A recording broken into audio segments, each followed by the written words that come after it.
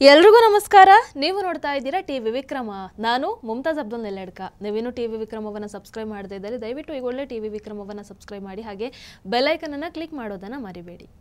ವೀಕ್ಷಕರೇ, ಬಹಳಷ್ಟು ಮಂದಿಯಲ್ಲಿ ಒಂದಷ್ಟು ತಪ್ಪು ಕಲ್ಪನೆ ಇದೆ ಈ ವಕ್ಫ್ ತಿದ್ದುಪಡಿ ವಿಚಾರದಲ್ಲಿ. ಏನು ವಕ್ಫ್ ಬಿಲ್ ತಿದ್ದುಪಡಿಯಿಂದಾಗಿ ಮುಸಲ್ಮಾನರೆಲ್ಲ ಸಿಟ್ಟಾಗ್ತಾರೆ, ಯಾಕಂದ್ರೆ ಇದರಿಂದ ಅವರಿಗೆ ಯಾವುದೇ ರೀತಿಯಾದಂತಹ ಪ್ರಯೋಜನ ಆಗಲ್ಲ, ಮುಸಲ್ಮಾನರೆಲ್ಲ ಇದರ ವಿರುದ್ಧ ಹೋರಾಟವನ್ನ ಮಾಡ್ತಾರೆ. ಆದ್ರೆ ಆಕ್ಚುಲಿ ಸತ್ಯ ಏನು ಗೊತ್ತಾ? ನನ್ನ ಹಾಗೆ ಸಾಕಷ್ಟು ಮುಸಲ್ಮಾನರು ಈ ವಕ್ಫ್ ಬಿಲ್ ತಿದ್ದುಪಡಿಯನ್ನ ಬಹಳ ಸಂತೋಷದಿಂದ, ಬಹಳ ಸಂಭ್ರಮದಿಂದ ಸ್ವಾಗತ ಮಾಡಿದ್ದಾರೆ, ಮಾಡ್ತಾ ಇದ್ದಾರೆ. ವಕ್ಫ್ ಬಿಲ್ ತಿದ್ದುಪಡಿ ಈಗ ವಕ್ಫ್ ಕಾನೂನಾಗಿ ಜಾರಿಯಾದ ಮೇಲೆ ಸ್ವತಃ ಆರಿಫ್ ಮೊಹಮ್ಮದ್ ಖಾನ್ ಅವರು ಒಂದು ಹೇಳಿಕೆಯನ್ನ ಕೊಟ್ಟಿದ್ದಾರೆ. ಈ ಹೇಳಿಕೆಯನ್ನು ಒಂದಷ್ಟು ಮೌಲಾನಗಳು ಕೂಡ ಇಮ್ಯಾಜಿನ್ ಮಾಡಿರೋದಕ್ಕೆ ಸಾಧ್ಯ ಇಲ್ಲ, ಅಥವಾ ಎಕ್ಸ್ಪೆಕ್ಟ್ ಕೂಡ ಮಾಡಿರ್ಲಿಕ್ಕಿಲ್ಲ. ಏನ್ ಹೇಳಿದ್ದಾರೆ ಆರಿಫ್ ಮೊಹಮ್ಮದ್ ಖಾನ್ ಅವರು ನೋಡೋಣ. ವಕ್ಫ್ ಬೋರ್ಡ್ ಕೇವಲ ಮುಸಲ್ಮಾನರ ಹಕ್ಕು ಅಲ್ಲ, ವಕ್ಫ್ ಬೋರ್ಡ್ ಮೇಲೆ ಎಲ್ಲರ ಹಕ್ಕು ಇದೆ. ಅವರು ಬಡವರಾಗಿದ್ರೆ, ಅವರು ನಿರ್ಗತಿಕರಾಗಿದ್ರೆ ಕೇವಲ ಮುಸಲ್ಮಾನರು ಮಾತ್ರ ಅಲ್ಲ, ಪ್ರತಿಯೊಬ್ಬರಿಗೂ ಕೂಡ ಆ ವಕ್ಫ್ ಮೇಲೆ ಸಂಪೂರ್ಣವಾದಂತಹ ಅಧಿಕಾರ ಇದೆ. ಇದು ಕುರ್ಆನ್ ಅಲ್ಲೂ ಕೂಡ ಉಲ್ಲೇಖ ಇದೆ ಅನ್ನುವಂತಹ ಮಾತನ್ನ ಆರಿಫ್ ಮೊಹಮ್ಮದ್ ಖಾನ್ ಅವರು ಹೇಳ್ತಾರೆ. ವೀಕ್ಷಕರೇ, ಆರಿಫ್ ಮೊಹಮ್ಮದ್ ಖಾನ್ ಅವರು ನಿಮಗೆಲ್ಲರಿಗೂ ಗೊತ್ತಿರೋ ಹಾಗೆ ಬಿಹಾರದ ರಾಜ್ಯಪಾಲರಾಗಿ ತಮ್ಮ ಕರ್ತವ್ಯವನ್ನ ನಿರ್ವಹಿಸ್ತಾ ಇದ್ದಾರೆ. ನಿಸ್ಸಂದೇಹವಾಗಿ ಅವರೊಬ್ಬ ಮಹಾನ್ ಶಿಕ್ಷಣ ತಜ್ಞ, ಅದೇ ರೀತಿ ಅವರು ವಿದ್ವಾಂಸರು ಕೂಡ ಹೌದು. ಅವರ ಹೇಳಿಕೆ ಯಾವತ್ತಿದ್ರೂ ಕೂಡ ರಾಷ್ಟ್ರದ ಪರವಾಗಿ, ನ್ಯಾಯದ ಪರವಾಗಿ, ಈ ದೇಶದ ಹಿತಾಸಕ್ತಿಗೆ ಅನುಗುಣವಾಗಿ ಇರುತ್ತೆ.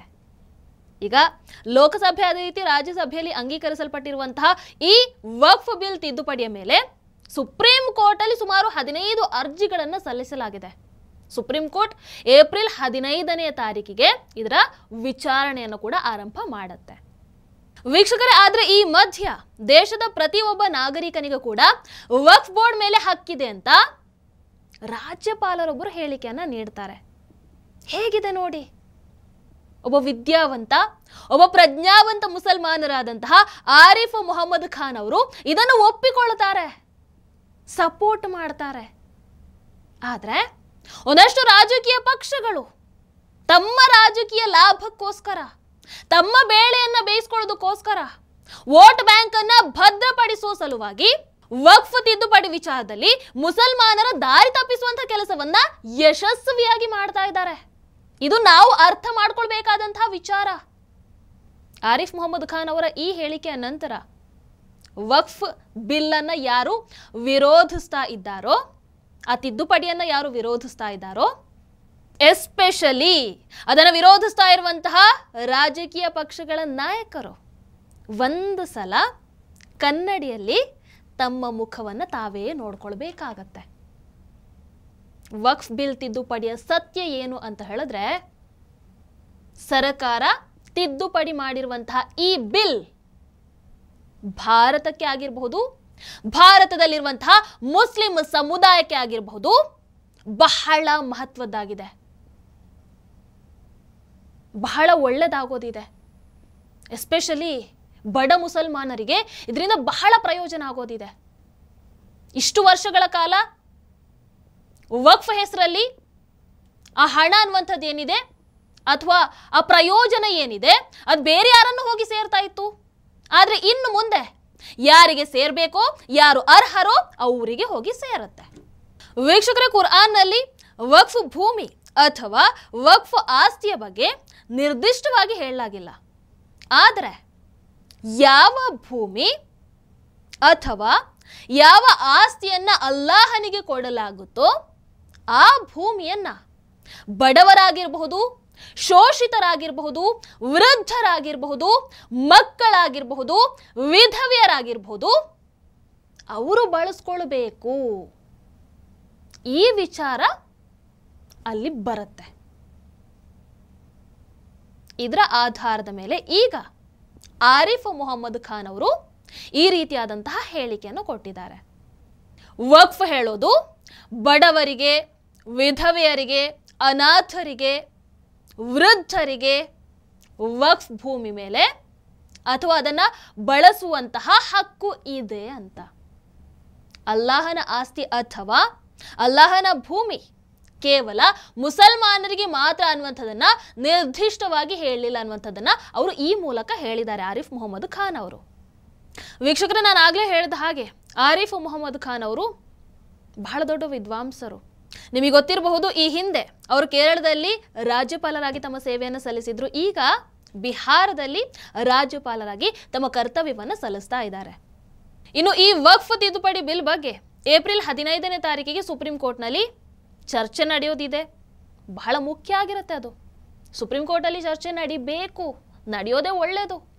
ಭಾರತ ಒಂದು ಪ್ರಜಾಪ್ರಭುತ್ವ ದೇಶ.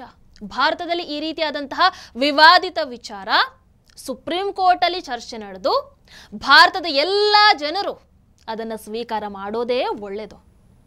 ಆಗ ಸರ್ಕಾರಕ್ಕೂ ಕೂಡ ಅದನ್ನು ಕಾನೂನು ರೂಪದಲ್ಲಿ ತರೋದಕ್ಕೆ ಯಾವ ಅಡೆತಡೆ ಕೂಡ ಇರೋದಿಲ್ಲ. ಎಲ್ಲರೂ ಸ್ವೀಕಾರ ಮಾಡಲೇಬೇಕಲ್ವಾ? ವೀಕ್ಷಕರೇ, ದೇಶದಲ್ಲಿ ವಕ್ಫ್ ತಿದ್ದುಪಡಿ ಬಿಲ್ ಮೇಲೆ ಈಗಾಗಲೇ 15 ಅರ್ಜಿಗಳನ್ನು ಸುಪ್ರೀಂ ಕೋರ್ಟ್ನಲ್ಲಿ ಹಾಕಲಾಗಿದೆ ಅನ್ನುವಂತಹ ವಿಚಾರವನ್ನ ನಾನು ನಿಮಗೆ ಆರಂಭದಲ್ಲೇ ಹೇಳಿದ್ದೆ. ಇಲ್ಲಿ ಆಶ್ಚರ್ಯ ಏನು ಅಂತ ಹೇಳಿದ್ರೆ, ಈ ಅರ್ಜಿಗಳನ್ನ ಸುಪ್ರೀಂ ಕೋರ್ಟ್ ನೇರವಾಗಿ ಪಡ್ಕೊಂಡಿರುವಂಥದ್ದು. ಯಾಕಂದ್ರೆ ಮೊದಲು ಸುಪ್ರೀಂ ಕೋರ್ಟ್ ಹೈಕೋರ್ಟ್ ಮೂಲಕ ಬನ್ನಿ ಅನ್ನುವಂಥ ಆದೇಶವನ್ನ ನೀಡ್ತಾ ಇತ್ತು. ಆದರೆ ಈ ವಿಚಾರದಲ್ಲಿ ಸುಪ್ರೀಂ ಕೋರ್ಟ್ ಡೈರೆಕ್ಟ್ ಆಗಿ ಏಪ್ರಿಲ್ 15ನೇ ತಾರೀಕಿಗೆ ವಿಚಾರಣೆಗೆ ಆ ಡೇಟ್ ಅನ್ನು ಕೊಟ್ಟಿದ್ದಾರೆ. ಆದ್ರೂ ಈಗ ಒಂದು ಸಣ್ಣ ಡೌಟ್ ಇದೆ. ಏಪ್ರಿಲ್ 15ರ ನಂತರ ಕೂಡ ಈ ಅರ್ಜಿಗಳನ್ನ ಹೈಕೋರ್ಟ್ ಮೂಲಕ ನೀವು ತಗೊಂಡು ಬರಬೇಕು ಅಂತ ಆದೇಶ ಬರುವಂತಹ ಸಾಧ್ಯತೆ ಇದೆ. ಭಾರತದಲ್ಲಿ ಕಾನೂನು ಎಲ್ರಿಗೂ ಒಂದೇ ಅಲ್ವಾ? ಯಾರೋ ಒಬ್ಬ ವ್ಯಕ್ತಿ ನೇರವಾಗಿ ಸುಪ್ರೀಂ ಕೋರ್ಟಿಗೆ ಹೋಗ್ತೀನಿ ಅಂತ ಹೇಳಿದ್ರೆ ಅದು ನಡೆಯಲ್ಲ. ವೀಕ್ಷಕರು, ನಮ್ಮ ದೇಶದಲ್ಲಿ ಒಂದು ಸಮಸ್ಯೆ ಇದೆ. ಏನ್ ಗೊತ್ತಾ? ನಮ್ಮಲ್ಲಿ ಆರಿಫ್ ಮೊಹಮ್ಮದ್ ಖಾನ್ ರಂತಹ ವಿದ್ಯಾವಂತರ ಪ್ರಜ್ಞಾವಂತರ ಮಾತನ್ನ ಯಾರು ಕೇಳೋದೇ ಇಲ್ಲ, ಅದನ್ನು ಸೀರಿಯಸ್ಸೇ ತಗೊಳ್ಳಲ್ಲ. ಅದೇ ಈ ಓವೈಸಿ ಅಬ್ಬಾಜಾನರಂತಹ ಮಾತನ್ನ ಚಾಚೂ ತಪ್ಪದೆ ಫಾಲೋ ಮಾಡ್ತಾರೆ. ಇದು ನಮ್ಮ ದೇಶದ ದುರ್ದೈವ.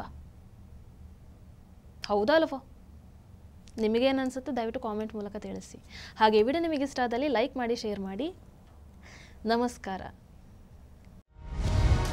ಟಿವಿ ವಿಕ್ರಮ, ದೇಶ ನಿಮ್ಮ ಕೈಯಲ್ಲಿ. ಈ ಕಾರ್ಯಕ್ರಮ ನಿಮಗೆ ಇಷ್ಟ ಆಗಿದ್ದಲ್ಲಿ ಲೈಕ್, ಶೇರ್ ಹಾಗೂ ಕಮೆಂಟ್ ಮಾಡಿ. ಟಿವಿ ವಿಕ್ರಮದ ಕಾರ್ಯಕ್ರಮಗಳನ್ನು ನಿರಂತರವಾಗಿ ವೀಕ್ಷಿಸಲು ಸಬ್ಸ್ಕ್ರೈಬ್ ಮಾಡಿ, ಬೆಲ್ ಐಕನ್ ಒತ್ತಿ.